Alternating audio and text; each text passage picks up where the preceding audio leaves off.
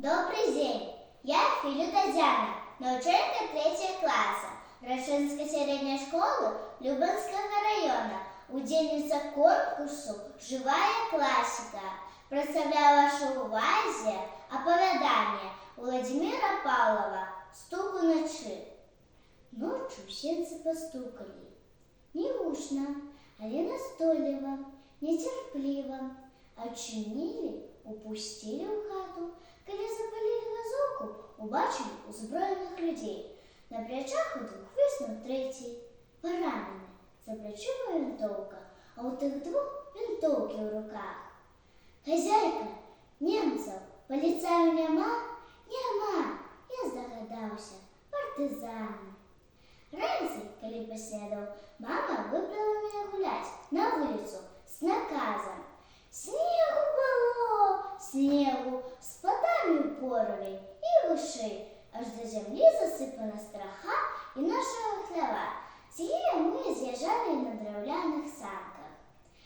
Хлопці полетіли вниз, а я стою, кручу головой, то один конец вёски, то другий. Гей! Гей! Розявака! Это мне. А ніхто того не ведає, що я виконував мамі наказ. Коли будуть ехать немці ці поліцаї, хутенько біжу в хату, а коли що почнеться, розсипайтеся, як птушки по сусідях. Это про мене і моїх сестер. Ось я стою, озираюся, прислуховуюся, несу свою варту. Розявакайте мене, скажу після війни.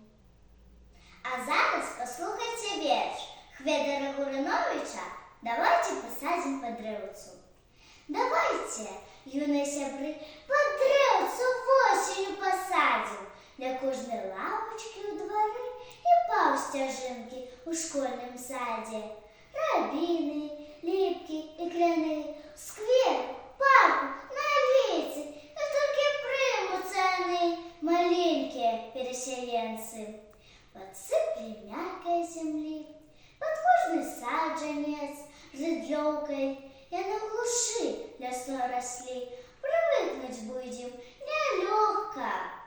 Конечно, мистика свою, коренчик кожный у ямцы ляжа, колочки вострые забьем и камерки до их привяжем. Нехай парки и сады шумят зеленым, чуйным ветром. Той, хто хоч древця посадив, не випадково жив на світі. Дякую за увагу!